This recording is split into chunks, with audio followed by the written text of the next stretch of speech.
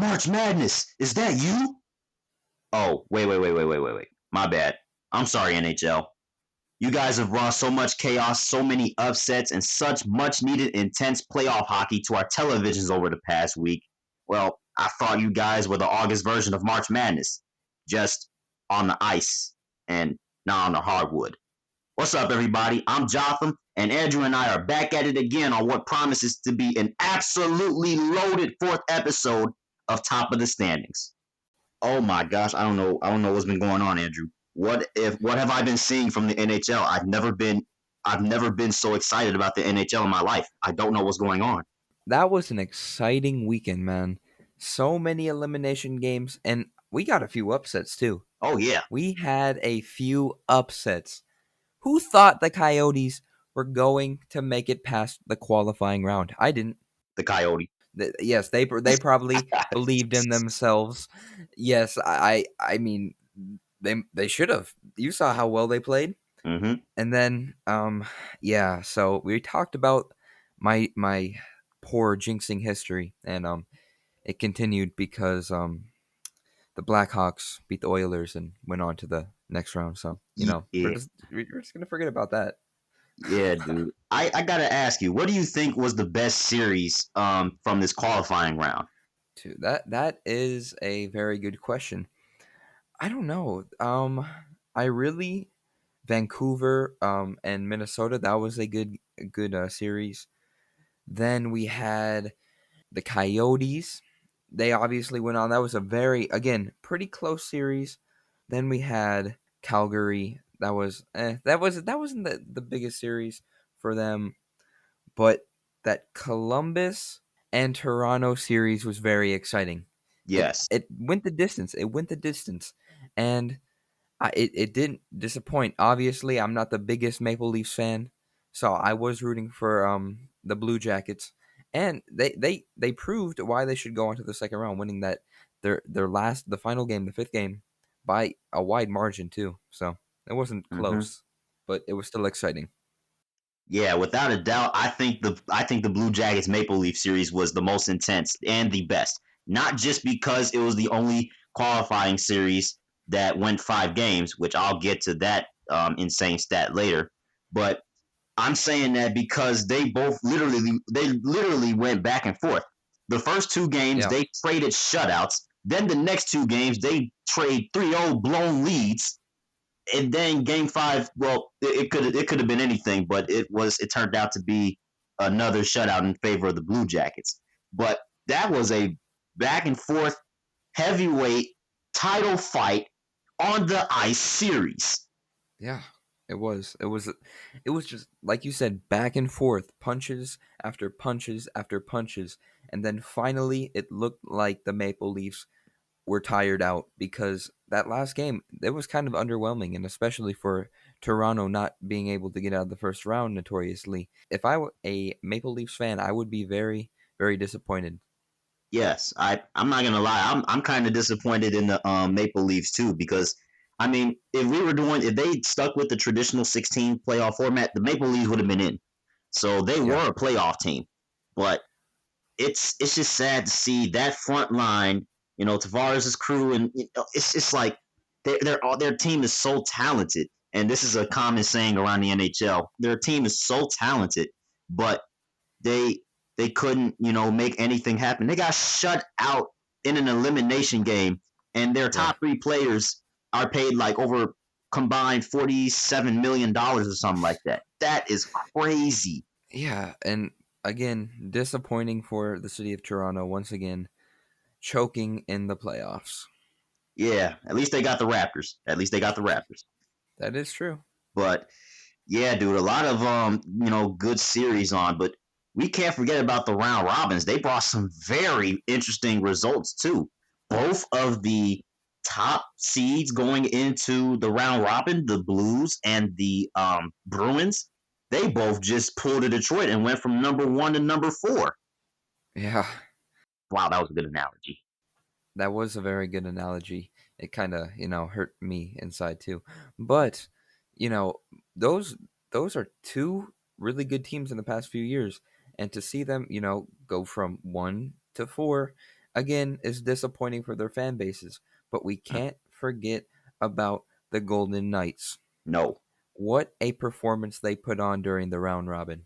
Hmm. They looked fantastic.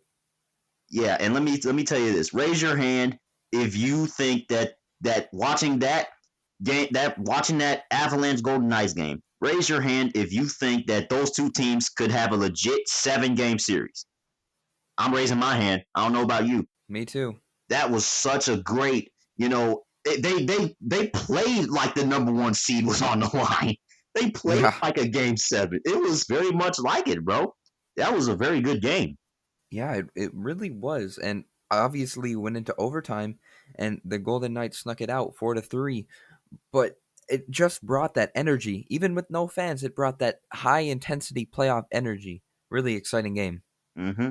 Very, very good, substitute for the insane crowd reactions. Very good substitute, especially hearing Yeah. the players simultaneously and collectively screaming, yeah, in celebration. It was so awesome, especially when I seen the Maple Leafs come back from down 3-0 and had freaking 3 goals in 5 minutes. That was a nasty comeback. Oh my god. Yeah. Yeah. Oh my goodness. That was so awesome to see them celebrate like they were little kids on a sand lot. Yeah, that was crazy. But how about me getting right back in the prediction game? I said the Flyers were my championship pick last week, and they kind of proved it in this round robin. They swept the round robin, man. Yeah, they did. And again, I don't know where this prediction magic is coming from because I don't know too much about the Flyers, but seeing them perform super well in the round robin was very impressive. Just Hmm. win after win after win after win. Like you said, they went undefeated, and personally that took me by surprise. I don't blame you, man, because I mean the Flyers were literally last amongst the round robin teams, and they swept them. They said, "Well, you guys have us last in the standings. Well, pun intended. We're gonna go to the top of the standings." Yeah, they just again played well, and then like Saturday, they beat the Lightning 4-1, and that's not a close game. That is Mm-mm. not a close game. That proves to you that they have weapons and they are ready to make a run.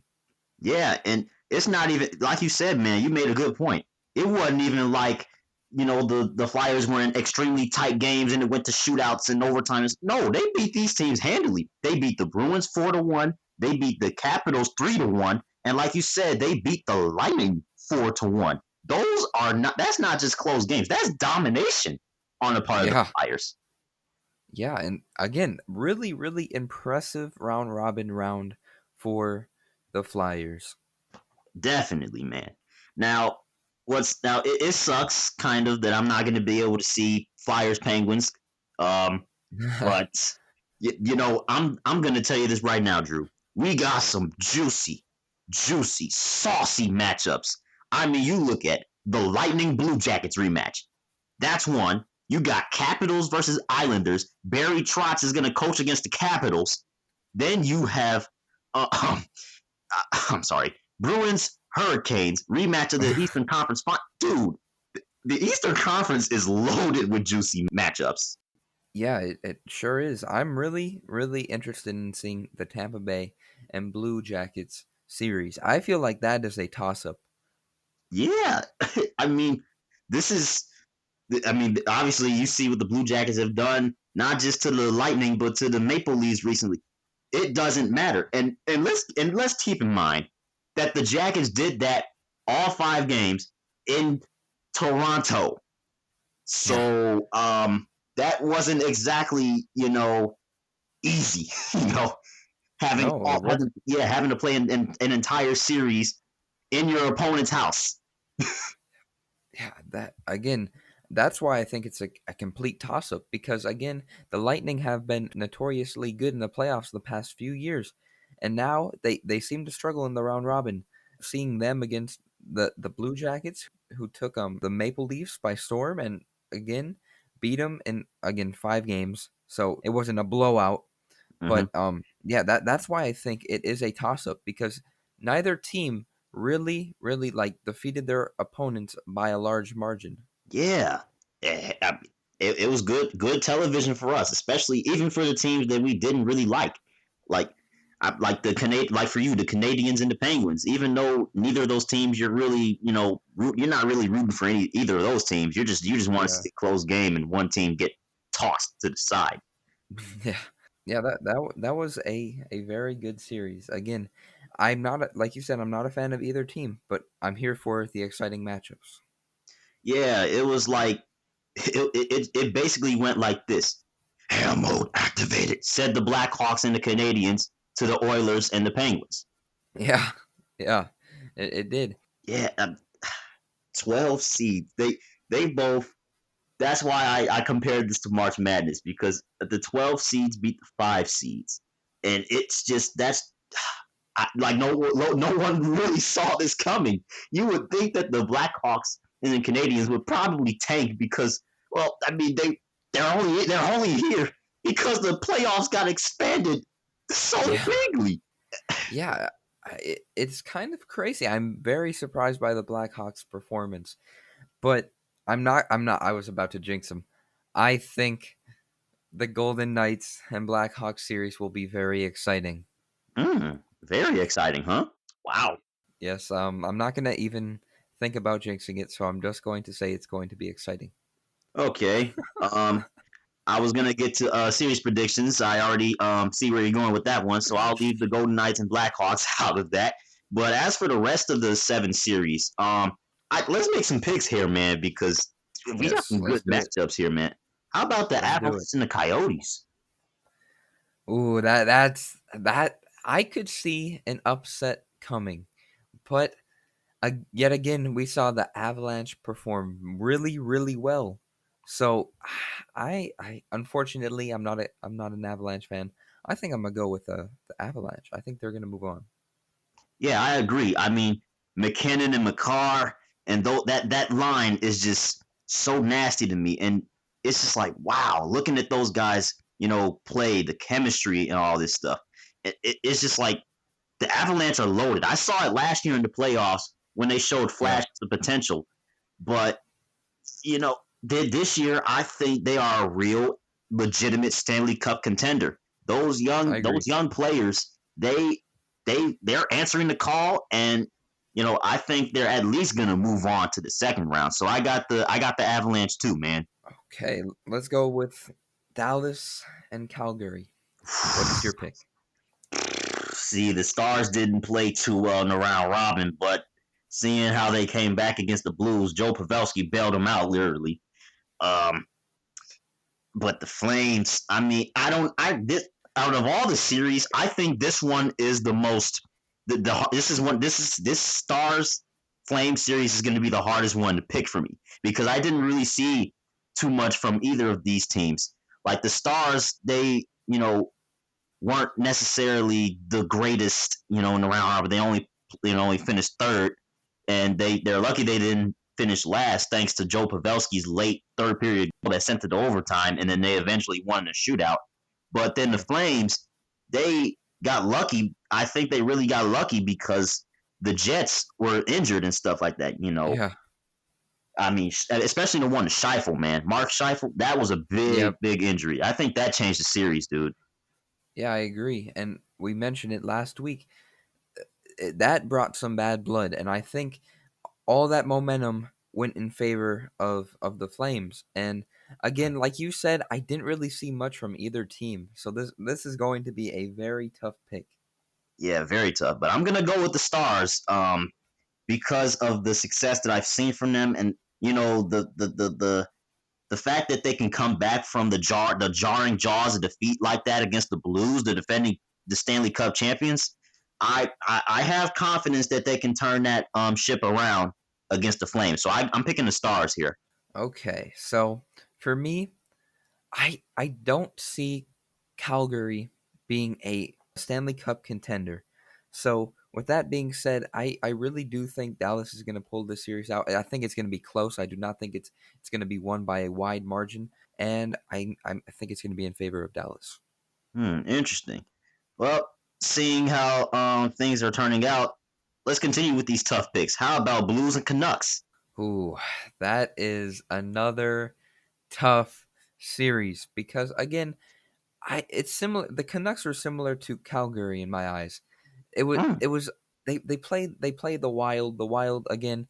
I don't really know much about the Wild. It was a very again.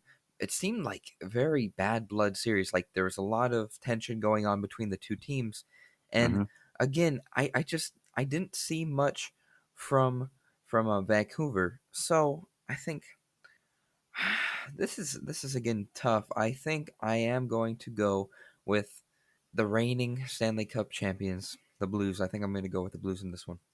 I don't blame you, man. I have confidence, especially in Jordan Bennington. You know, the Yeah, goalie.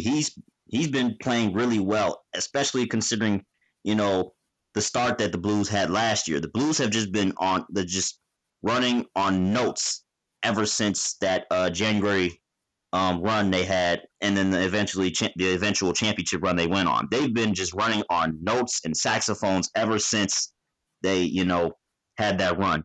that was good. Thank you. But with that being said, I think I really do like what I'm seeing from the Canucks. They have caught me by surprise.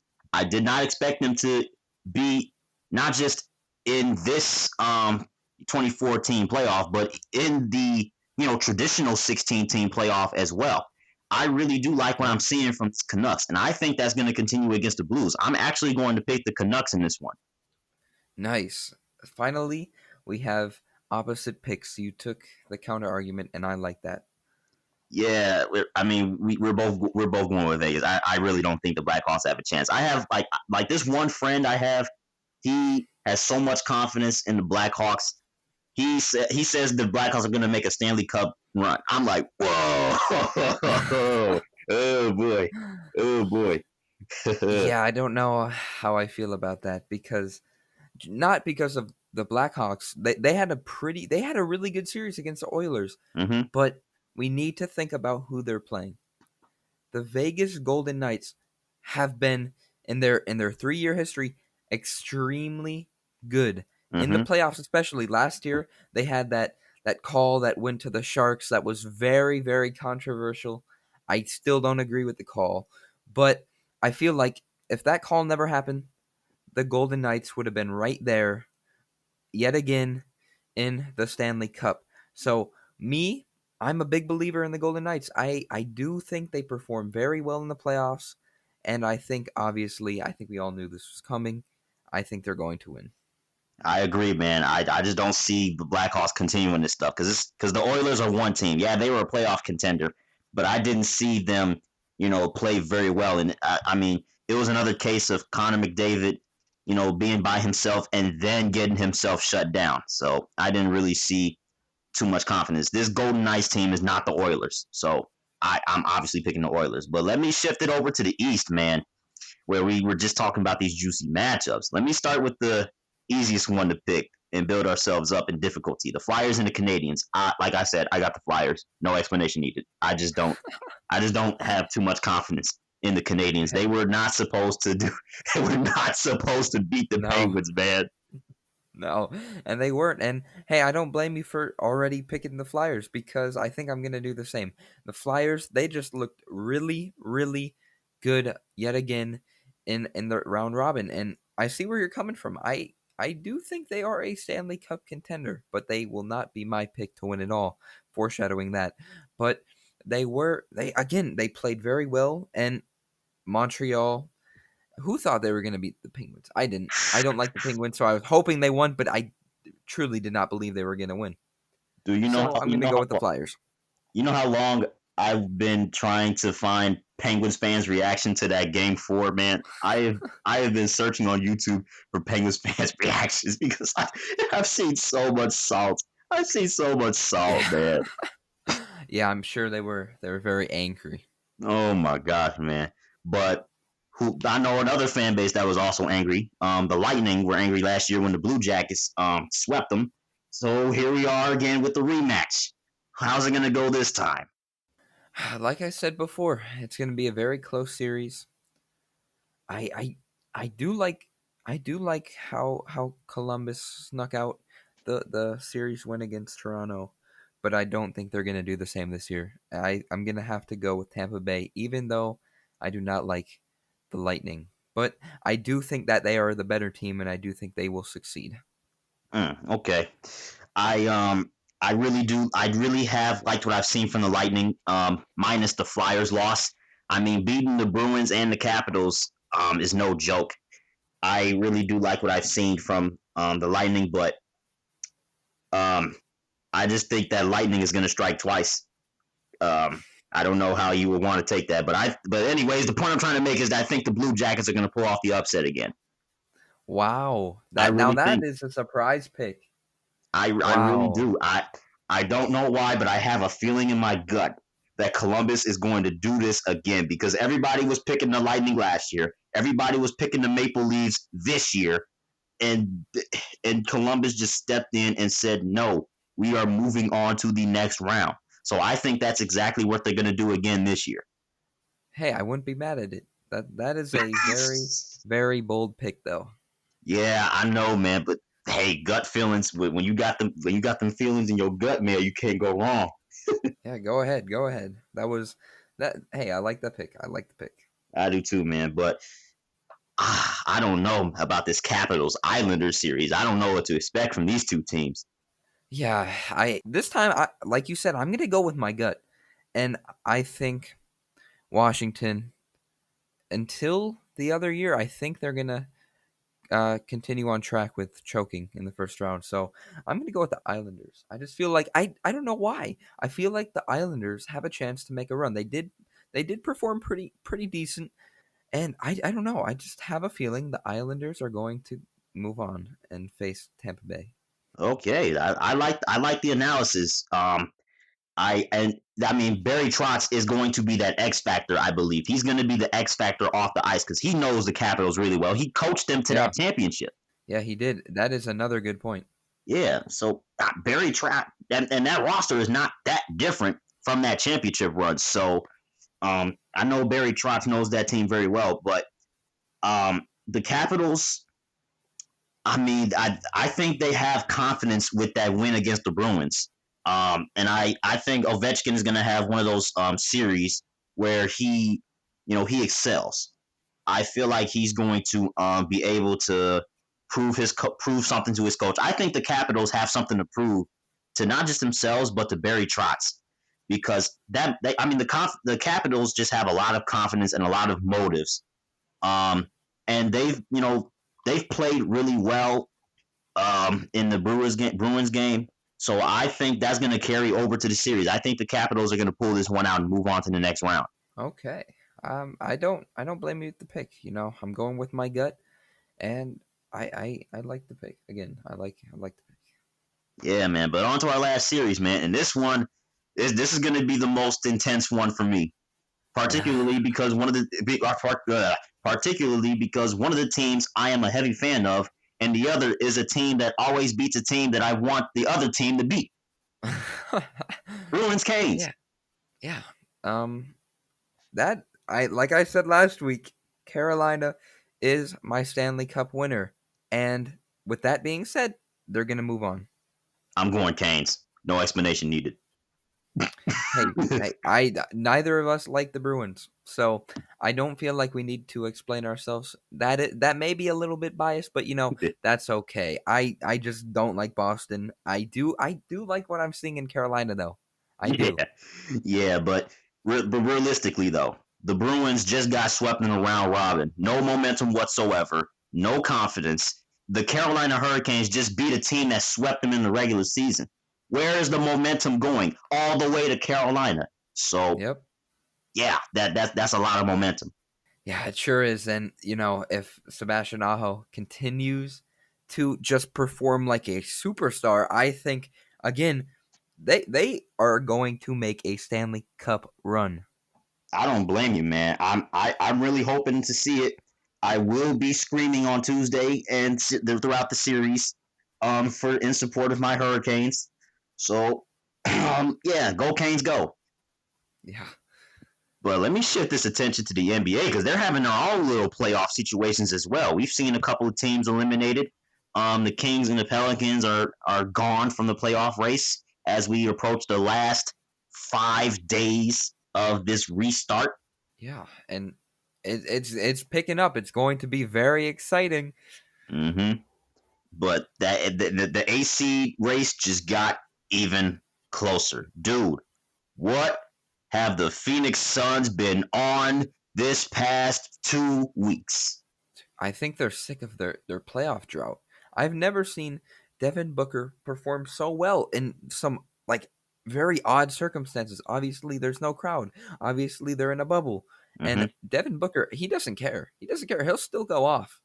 Oh, definitely. Did you see that game winner he hit over PG? Oh, PG definitely got flashbacks from last year's playoffs. Oh my gosh. I think he probably thought it was good defense like he did on Dame last year. He said right after Damian Lillard hit that game-winning three-pointer to move on, he said that was good defense. And hey, it was. And he played good defense again on Devin Booker. But again, a game-winning shot on his head. It's just better offense by the offensive guy. Yeah. Seriously, if you're PG, there's really nothing more you can do but just hope No. that the player is not an elite offensive scorer. Yeah, he's just ran into some bad luck. Yeah, dude. But regardless, I mean, the Trailblazers have had that up and down, type of weekend because the Blazers have been hot coming into Saturday. Then they had this little bump in the road. The Clippers. That was a very interesting turn of events for the Blazers because it wasn't looking too good. Damian No. Lillard. I finally saw Damian Lillard choke for once. Yeah. Um, Those two free throws. yeah, that was weird. But the fact that the Clippers were goofing off and taunting him. Oh my gosh, dude. And then Dame and PG had an exchange afterwards. Oh my gosh, bro.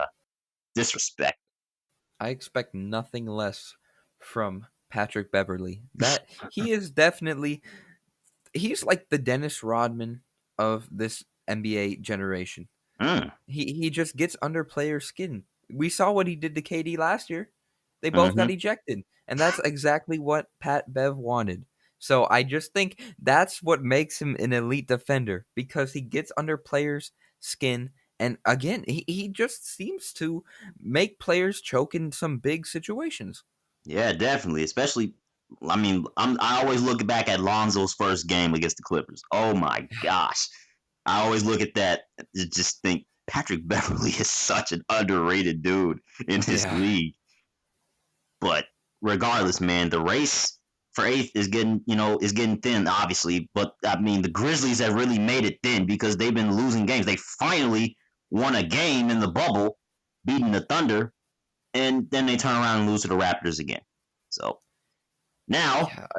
Disappointing. sorry, man, but the Grizzlies that is not looking too good, especially with the injury to Jaren Jackson Jr. I'm Yeah. it's really not looking too good. And with how hot the Suns have been, and with the Blazers literally a half a game behind their heels, and the Spurs sandwiched in between them, like literally, with 5 days left to go, the Grizzlies. The Suns and the Grizzlies are 1.5 games apart, and the Suns are just climbing and climbing, and they've beaten the toughest opponents. It's not like they've just had the Wizards and the Mavericks or the Magic and the Nets throughout the whole schedule. No, they've beaten playoff contending teams, and it's really good wins too. That's impressive too, because again, I've said this about even in the NHL. Who thought the Suns were going to go 5-0 in the bubble? The The Suns. Suns. Oh my gosh, dude. But yeah, dude. I'm really really excited to see what the Suns can do. And shortly after we get off, they're playing the Thunder, so that should be a very interesting matchup, especially considering the Thunder are still fighting for playoff position and stuff like that. If the Suns win that game, I I don't know what I'm gonna do with myself. I'm gonna have to make sure I watch the Suns game. I'm really gonna Yeah, have to see what this team is all about. If they continue to win, I think they are deserving of a playoff spot. They really want it, and you can tell. Most definitely.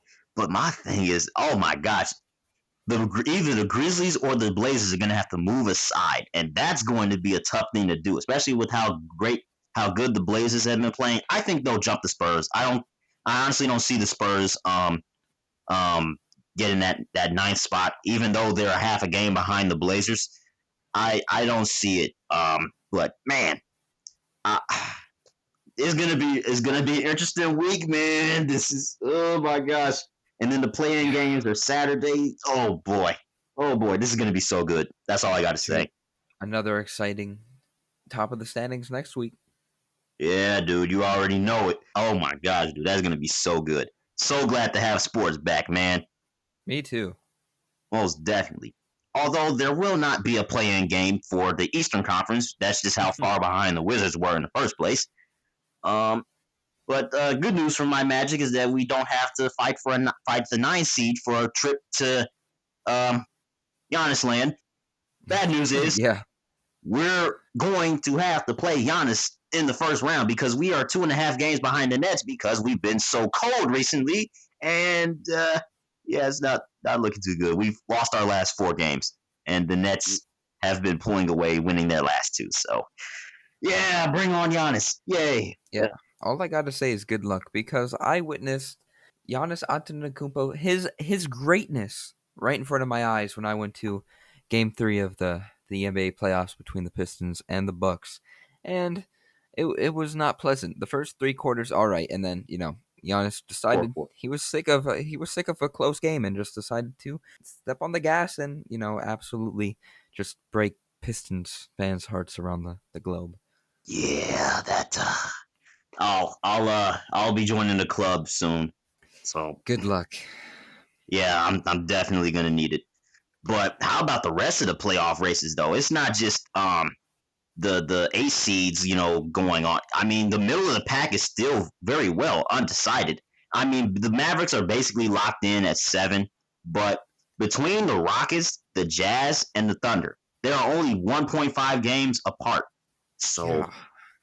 whew, I'm impressed with the Thunder. I think every single NBA fan who has kept up with the season is very impressed because before the season even started, the Thunder trade Russell Westbrook to the Rockets for Chris Paul. And everyone thought Chris Paul was going to get traded soon after because, after all, the Thunder are a rebuilding team. They mhm. aren't really trying to compete. And what I've seen from them throughout the season is that they've shut down all of those expectations, and now they are in the running for the 4th seed. Definitely. And guess who they might most likely have to face in the first round? Those Houston Rockets. That would be a fantastic series. I think there will be a lot of tension between the two teams. Oh yeah, you think? Especially with Russ and Harden facing their former teams. Oh boy. Oh man. I Yeah. can only imagine the salt if the Thunder were to win that series though. Oh my gosh. Yeah, again, and like the Rockets have come so close to finally jumping the hump, and they've just been again losing these close series. They win a few games in the series, but they eventually can't get over the hump and they lose. So maybe this is the year. Maybe it's not. We'll have to see. Yeah, maybe. But there believe it or not, there's still a fight going on for that 2 seed. The Nuggets are only a game behind the Clippers for that 2 spot. Yeah, So it's close. It's getting close. I mean, the Lakers were basically set in stone to get the top seed, so we're not even gonna talk about that. But dude, it's getting close. It's getting close, man. I I'm gonna have fun watching the NBA this week. yeah, and back to the Nuggets. I just love their lineup. You see Nikola Jokic Ugh. at guard. At guard. And then you see Bobo, who hasn't even played a regular season NBA game until he got to the bubble, and he is playing in the starting lineup Oh my at gosh. forward. That's the Rockets' worst nightmare. Because the Yeah. Rockets, they don't even have a center. They play small ball. And the Nuggets are the exact opposite of that, having Bobo and Jokic playing two positions dominated by smaller players. That is so funny to me. That would be a great Western Conference Finals. Oh my gosh. Yeah. Great. That would be so great. Oh my gosh. That team is just so stacked right now. Jamal Murray, Michael Porter Jr., who the Nuggets are really showing that they were smart picking that man in that draft. Yeah. They sure were, and he has performed so well. Ugh, man. The Nuggets lineup is so filthy. Murray, Porter, Jokic, Ball. Oh my gosh, that's filthy. Oh, that's filthy. Whew. Yeah, I'm looking forward to seeing them continue playing in the bubble. Yeah, as you business as usual for the Western Conference is always interesting. Always interesting. Yeah. But the East is catching up to them though. We still got some playoff seeds to talk about, man. The Heat and the Pacers are literally neck and neck. They both are 43 and 27. They both have 2 games in the next 5 days against each other. And to top it off, we get to see the rematch between TJ Warren and Jimmy Butler. I was just about to say, I think TJ Warren took Jimmy Butler's words to heart because in his first 3 games in the bubble, TJ Warren averaged 39.7 points per game. Ugh. 14 of 23 from the three, and then a 65.3 field goal percentage. That's unheard of for a player like TJ Warren. Yeah, plus 2 clutch triples. Yeah. Oh, man, I'm whew. excited to just see him play because it is impressive seeing what he can do. Yeah, hopefully he doesn't fizzle out against Butler because that would be awkward, wouldn't it? But I then Jimmy Butler could say he was right all this time. yeah, but it's gonna be so satisfying to see what happens because if Jimmy Butler is the one getting held to 24 minutes and 3 points, oh my gosh, that's gonna be, oh man. I'm look, the Pacers and the Heat, I want that playoff series. I want that series. I need the Sixers to stop winning. Well, and that's going to be likely because, well, no Ben Simmons probably for the Yeah. rest of the season. And Joel Embiid just got injured a little bit too. So I don't expect them to be jumping up any spots soon. So stay right at 6 for me, Sixers. Yeah. And again, I think a Pacers and Heat series will be very, very close. That would be an exciting series. Mm, man. And they've had some encounters in the past, especially in the PG LeBron days, man. Yeah. Just renewed. And that's gonna be, oh man, I'm so excited. Hey, yeah, like you said, we need the Sixers to stay where they're at, and hopefully they do because I'm ready for more bad blood in the playoffs. Oh my gosh, I love the bad blood. There's bad blood everywhere, man. There's bad blood everywhere, literally. But the Raptors and the Celtics are pretty much locked in their spots at 2 and 3, so they're probably just chilling. So are the Bucks at the top seed. So yeah, man, it's going to be an exciting, crazy, insane finish. The Raptors and the Bucks play tonight on ESPN, and the Nuggets and the Lakers are on TNT. That's going to be a pivotal game. Yeah, But yeah, dude, the rest of the way, I'm look. Keep your eye on Thursday. Thursday is the day that is going to basically be Judgment Day because you have the Bucks playing the Grizzlies, Grizzlies fighting for that A spot, the Mavericks and the Suns fighting for that A spot, Spurs Jazz, Spurs fighting for that A spot, and Trailblazers Nets, Blazers fighting for that A spot. yeah. There's gonna be a lot of just anxiety for all those teams just on the cusp of fighting for that eighth. Yeah, and I bet you there's gonna be some scoreboard watching too. Yeah, definitely. Yeah, buddy. It's going to be very exciting to see these last few days of NBA regular restart season, and then seeing the playoffs oh my gosh, I want to see that schedule drop. Yeah. I'm looking forward to it. Definitely, dude. But I I don't know about the college football season, man. It does not look too good. Yeah, it does not. It's kind of it's. I wouldn't say it's surprising because it's not. Not But really. it definitely will be interesting to see what these power conferences decide to do. Yeah, I hope they can um figure something out. I mean, it would be nice from a fan's perspective. It would be nice if we could find some way to do it in the fall, but realistically, I see them pushing it to the spring. I don't know how you can do football at a time like this. I really don't, especially considering that there is no sense of bubbles. You can't do bubbles in colleges.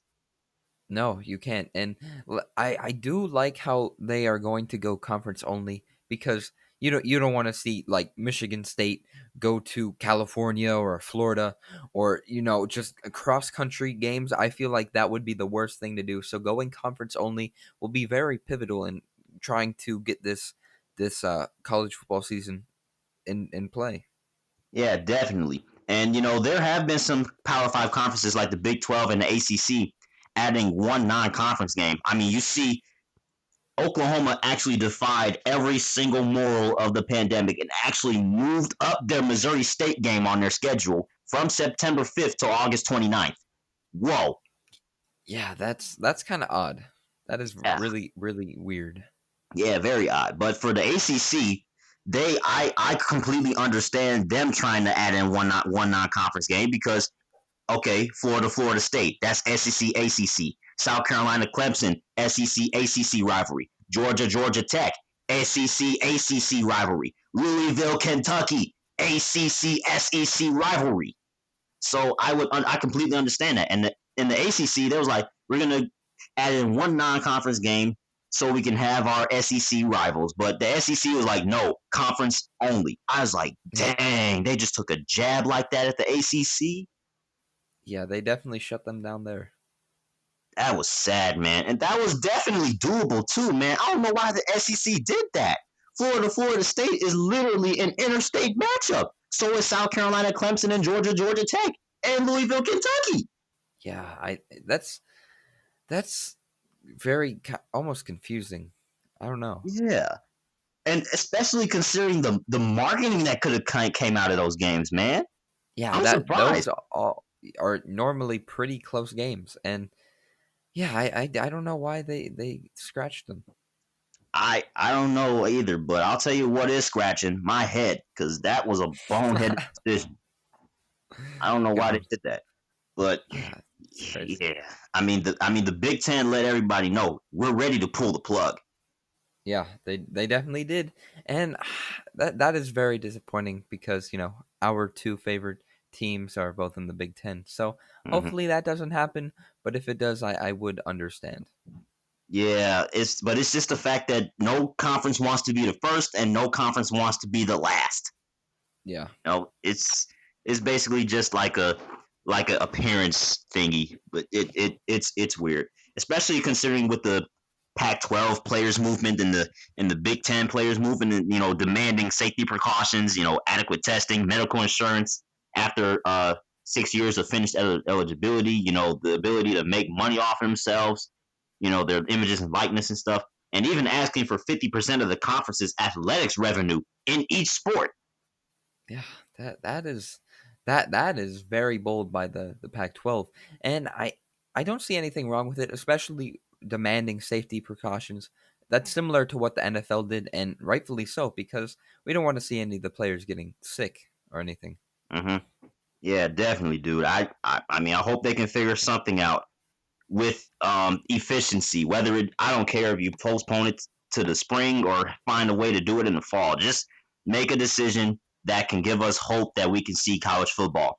Yeah, I'm hoping.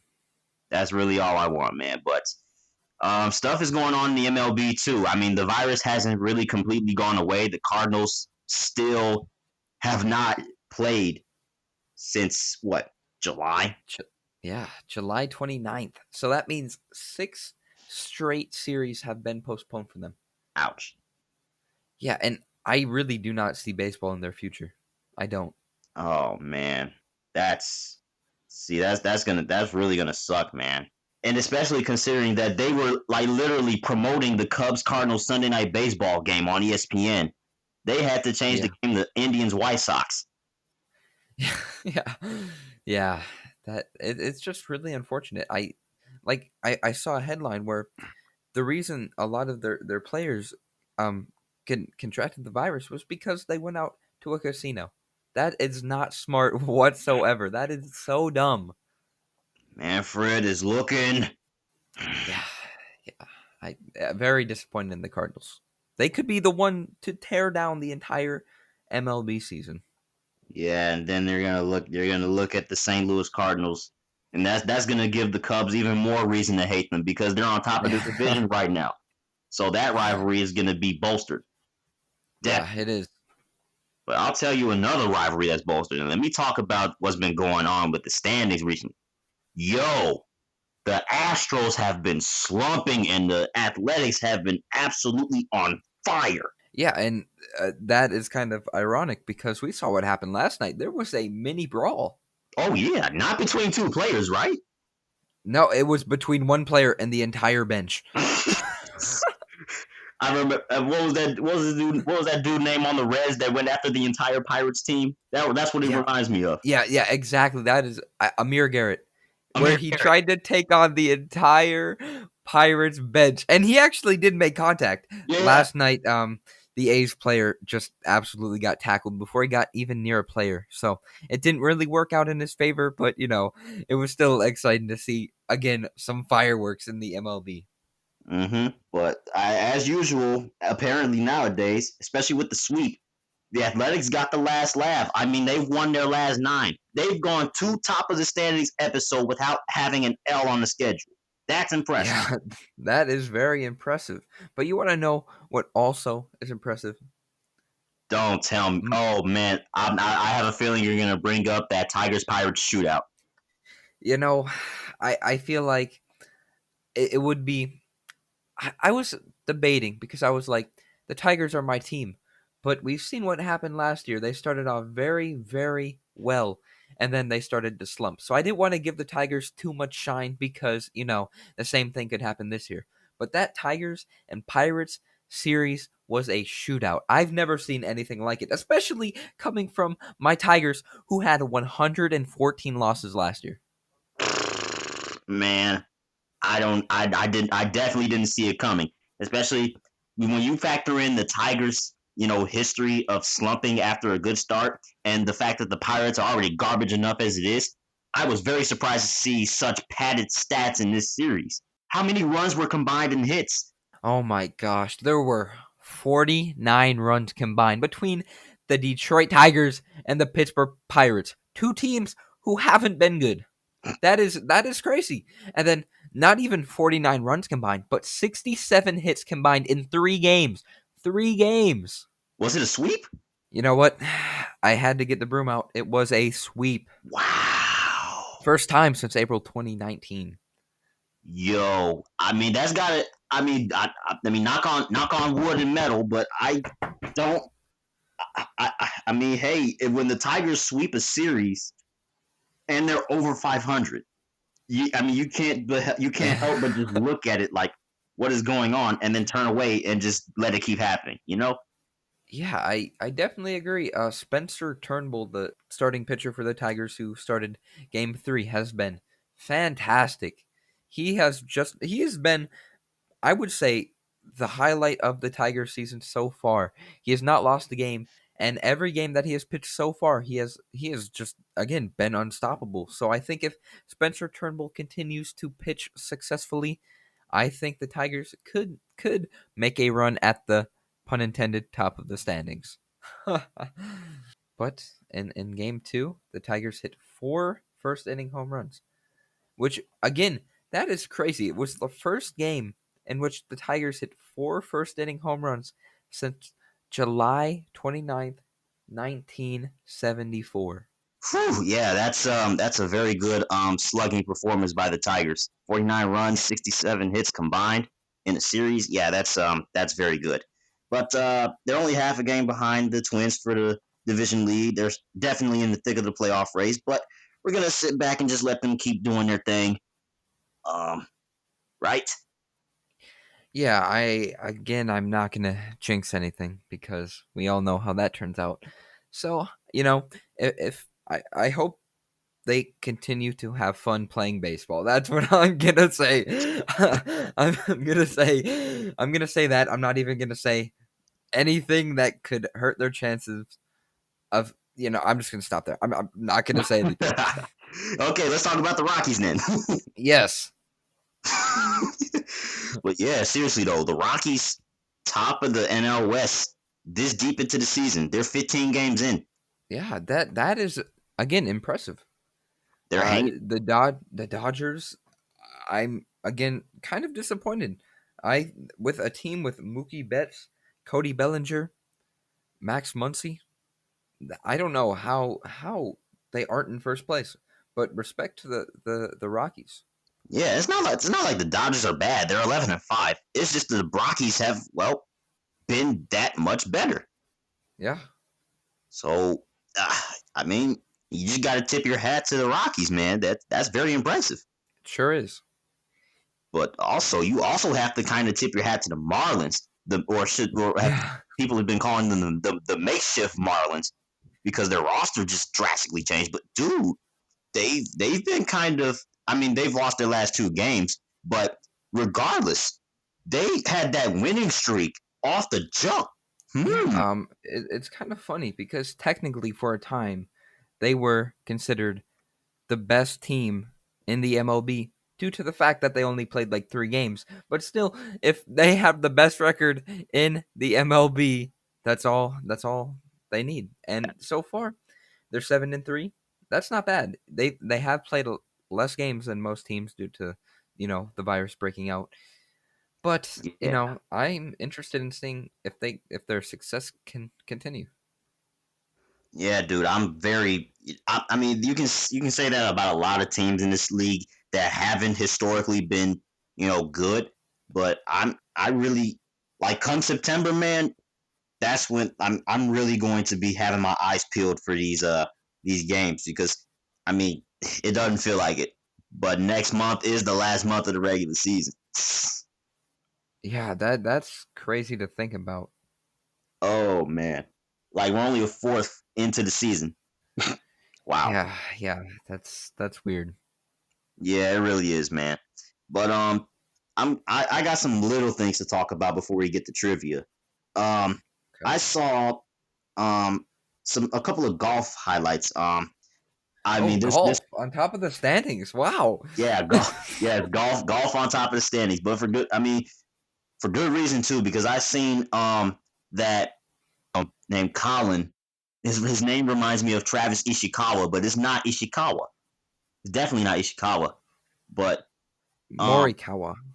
but I seen that he was one of the four youngest players to ever win like it was one of those PGA tournaments. But I was like, wow, that's impressive. Like he was younger than Tiger Woods when he won the tournament. That's very impressive. Yes, as a 23-year-old, he is the third youngest player of the PGA tournament to win a championship. That is impressive. Yeah, very beating Tiger in anything. That's something to marvel at, you know. Yeah. But another comical thing I saw in golf, man. So Jason Derulo and Will Smith. Um, so Will Smith was teaching Derulo how to, do a golf swing, a proper Yeah. golf swing and stuff. And he was, fixing him up, getting him in the stance. And then he was like, now he was continuing his demonstration, and he was like, now hold right there, don't now hold on there, don't swing. And then Dorello swung like he was going to swing, and he swung it back. Will Smith was behind him. He swung it back, and Jason Derulo knocked a tooth out of Will Smith's mouth, Wow. Wow. and he was knocked back. He was like, ooh, ooh, and I was just like, oh my goodness. And then he was smiling for the camera like this dude just knocked my tooth out with a golf club. And he didn't need to. Yeah, we were talking about hockey earlier, and that is to get your tooth knocked out. That is a hockey injury. Oh my gosh. I was just looking at that like and they both hilariously just kind of made up afterwards and then posted a picture on Instagram, both of them smiling. Will Smith showing the tooth that got knocked out and stuff. I was like, oh my goodness. I thought that was pretty comical. Yeah, that's kind of funny. Yeah. Yeah, but speaking of social media, big move for the WNBA. They announced a partnership with Twitter to stream some games. Hmm. Wow. I mean, yeah, that may bring in some more fans, which is Oh, good to hear. oh yeah, that should be very interesting, man. But shoot, man, that was a lot. That was a lot of stuff that we covered this week. Yeah. Real quick before we end it, I need to give props to my Orlando City SC team. Going to the championship. Finally, a team of mine is going to the championship game, and I am very excited for Tuesday night where they take on Portland. I am too. Let's I really go. want to see what happens. I mean, if they win, the first thing I'm going to think is Andrew's team won a championship. Oh my gosh, the world is changing. Yeah, yes, the world is changing for my sports teams for the better. And yeah, let's go Orlando City. They've had a great tournament so far, winning some very tough games over LAFC, the favorite, and then just going on and beating Minnesota pretty handily. So, you know what? I'm looking forward to the game on Tuesday night. It's going to be a tough game against Portland, but I'm happy for Orlando City. They have had very little success in their time as an MLS team, and who knows, maybe this is the time for them to prove to the rest of the league that they are there to stay. And Yes, that's what I have to say about Orlando City. Thank you. Thank you very much. definitely. Definitely, dude. I really I'm really looking forward to that championship game, man. But after that game, it's off back to the home markets for the regular season, maybe with fans the very next day. Yeah, we saw fans in Europe attending soccer games.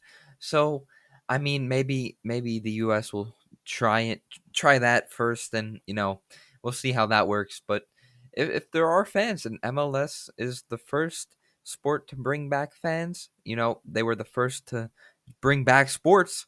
So Hmm. I'm very very excited to see if fans in the stands will happen. Yeah, very. But you did have this very difficult trivia question for us, didn't you? Yeah, I sure did. Last week we were talking about how um, the Tigers pitcher Tyler Alexander had 9 straight strikeouts, but that was not the MLB record. So last week Hmm. we asked who has the MLB record with 10 straight strikeouts, and we had a few bonus questions as well, like what team did this pitcher strike out 10 batters against, and in what year?